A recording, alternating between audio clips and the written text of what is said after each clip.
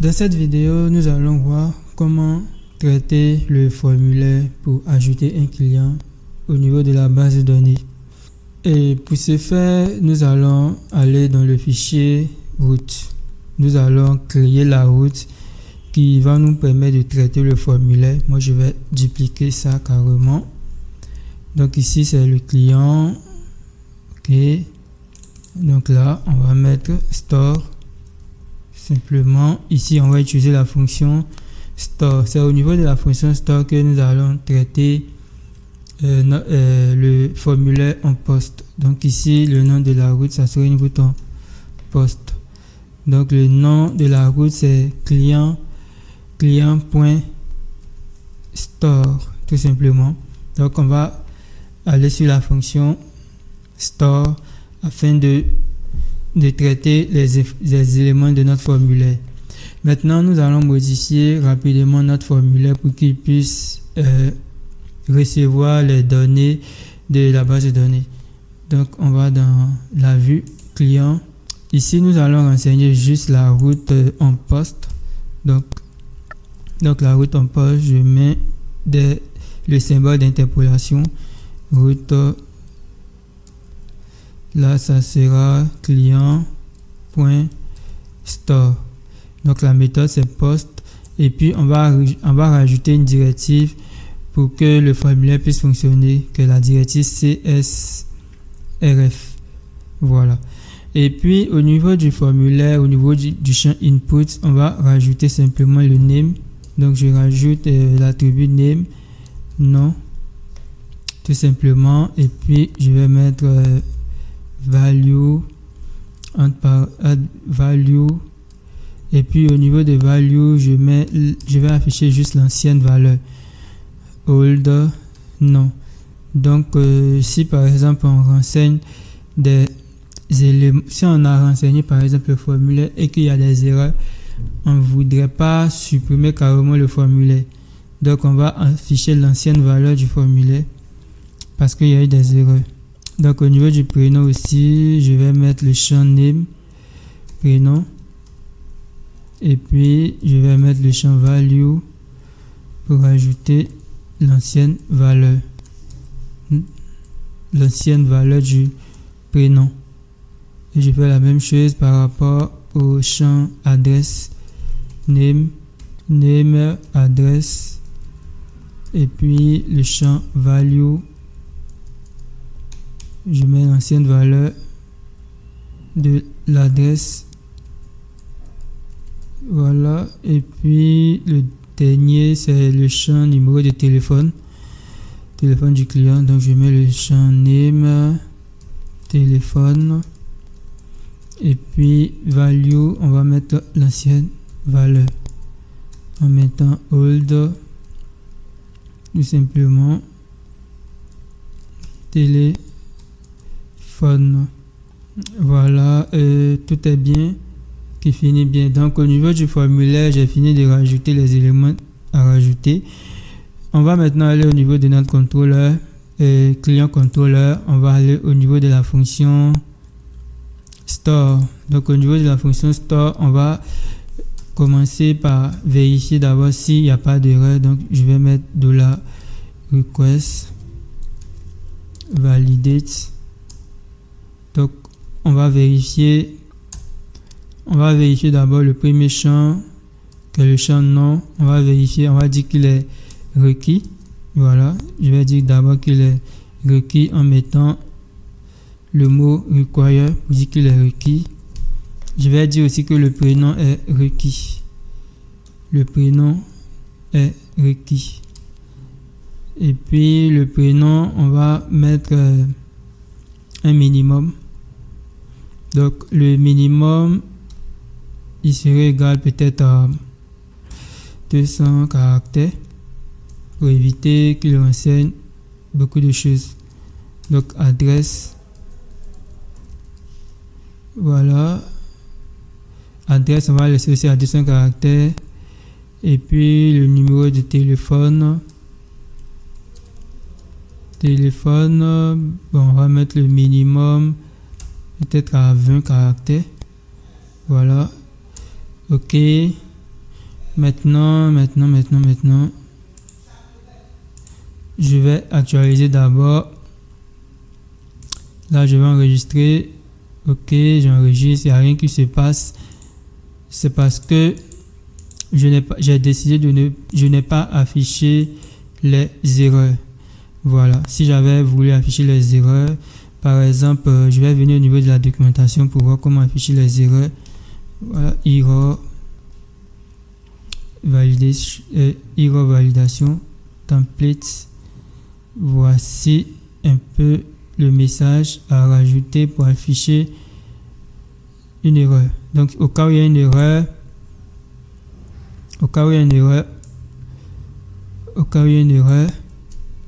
on va simplement l'afficher tel qu'il est. Donc, on va afficher ça juste ici. Ok, donc ici, ça sera le nom. Voilà, et puis ici, on va rajouter prénom. Ici, ça sera l'adresse. Donc, s'il y a une erreur sur l'adresse, il va rajouter is invalid. Et puis, s'il y a une erreur sur le prénom, donc je mets téléphone. S'il y a une erreur sur le téléphone, il va rajouter is invalid. Ok. Donc, j'actualise d'abord. Voilà, on va cliquer et vous voyez qu'il a rajouté un champ qui nous dit qu'il y a une erreur. Voilà, vous voyez un peu quelques erreurs. Maintenant, je vais renseigner peut-être quelque chose. Et puis, tu vois. Donc ici, il dit qu'il y a une erreur au niveau de prénom. Une erreur au niveau des prénoms. Pourquoi il dit qu'il y a une erreur au niveau des prénoms? Bon, au niveau des prénoms, j'ai dit minimum 20 caractères.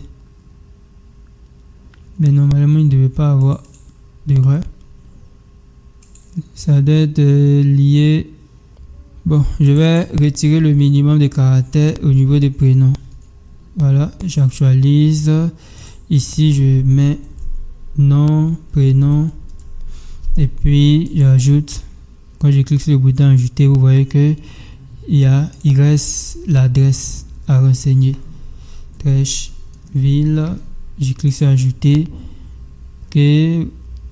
Bon, on va dire que tout est requis. On va pas mettre de validation au minimum. Voilà, on va dire que tout est requis. On va mettre de validation minimum. Donc, j'actualise comme ça.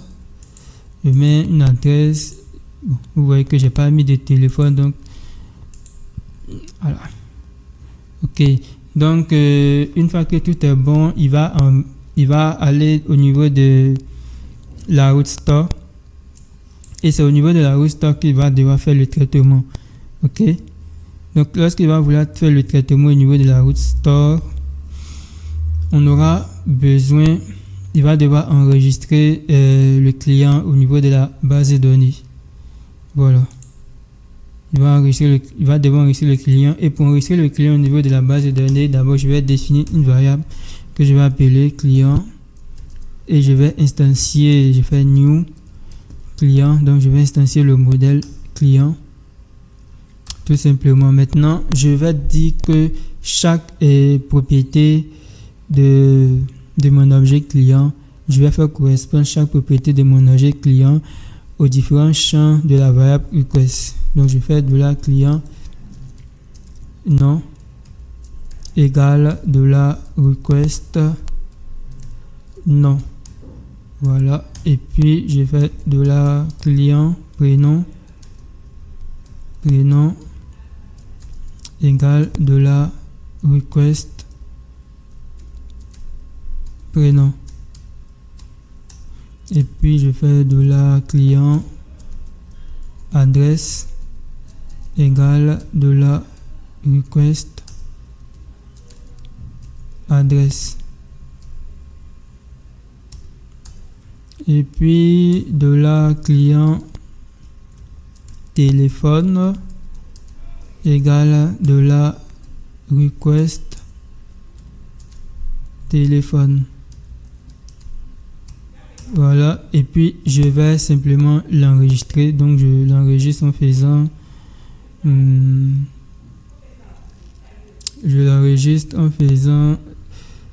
de la client et j'exécute la fonction save comme ça.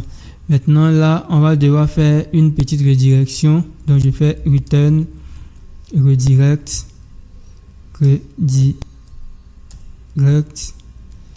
et je vais la rediriger vers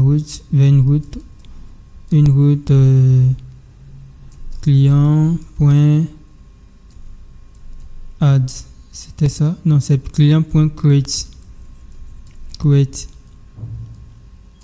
Et puis on va rajouter un petit message. Donc je rajoute un message status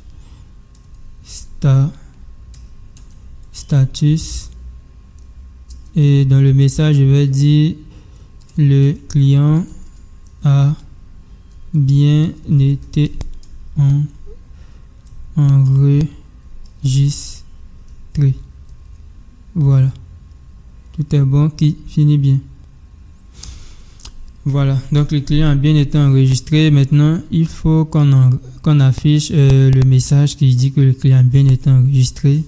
Donc je vais afficher ça quelque part ici. Donc je fais alerte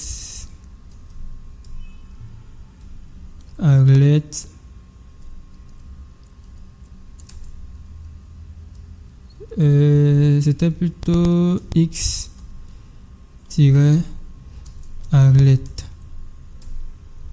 Voilà. Puis le type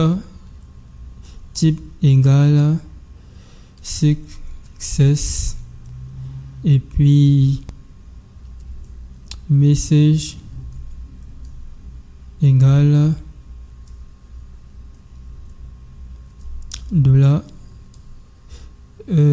message égale session status. Voilà. Donc avant, on va vérifier d'abord si la session existe. Donc je vais afficher une directive if. Donc si session status, si la session existe,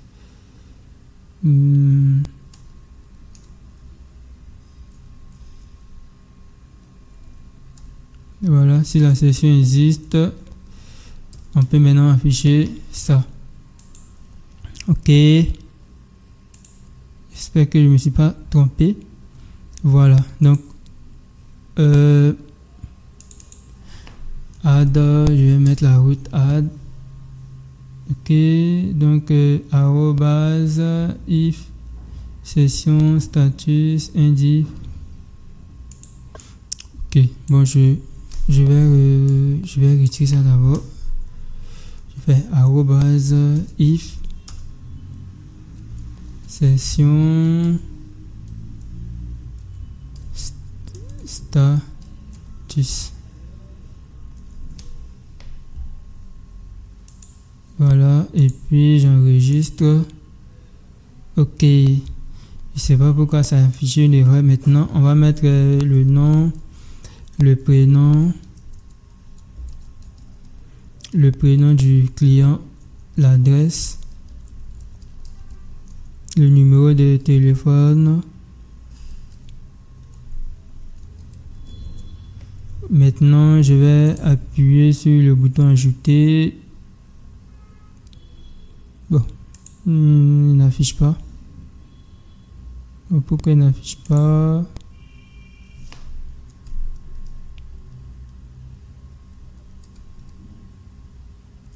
Pourquoi il n'affiche pas?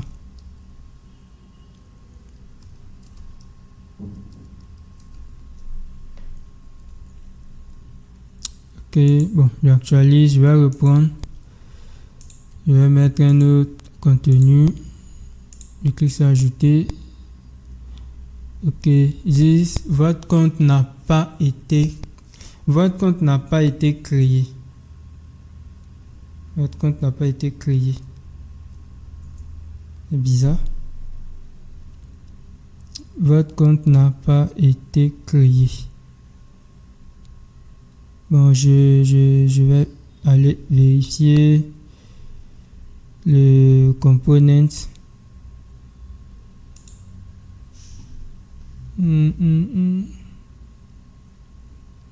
Ah, ok.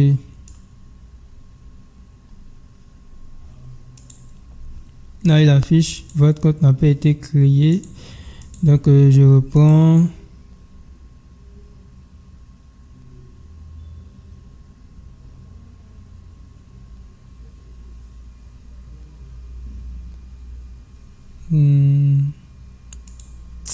C'est pas grave. C'est pas grave. C'est que on va supprimer le component.